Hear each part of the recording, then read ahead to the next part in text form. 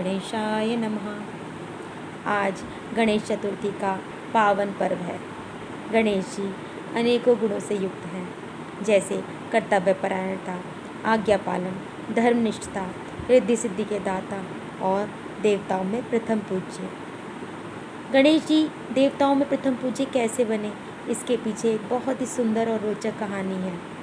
एक बार की बात है कि गणेश और उनके भाई कार्तिकेय में विवाद हो गया कि दोनों में से कौन श्रेष्ठ है। इस विवाद को सुलझाने के लिए वो शिव जी के पास गए।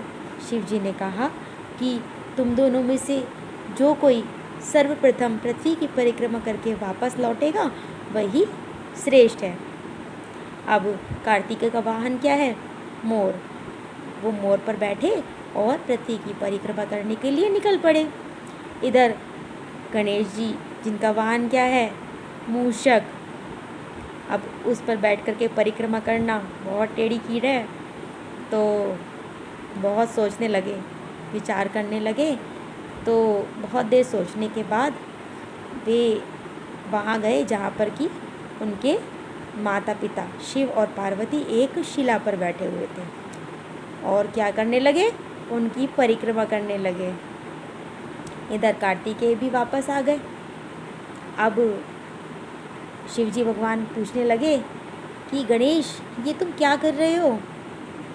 तो वो बोले कि पिताश्री, मैं आपकी और माताश्री की परिक्रमा कर रहा हूँ। वेदों में माता को पृथ्वी और पिता को आकाश बताया गया है और मैंने अपनी माता और पिता यानी पृथ्वी और आकाश की परिक्रमा 7-7 बार की है। उनके इस प्रकार के चातुर्यपूर्ण उत्तर से शिव जी बहुत प्रसन्न हुए और उन्हें उन दोनों में ही नहीं बल्कि देवताओं में भी श्रेष्ठ की उपाधि दी गई और उनको प्रथम पूज्य कहा गया कि देवताओं में सबसे पहले पूजा गणेश जी की होगी।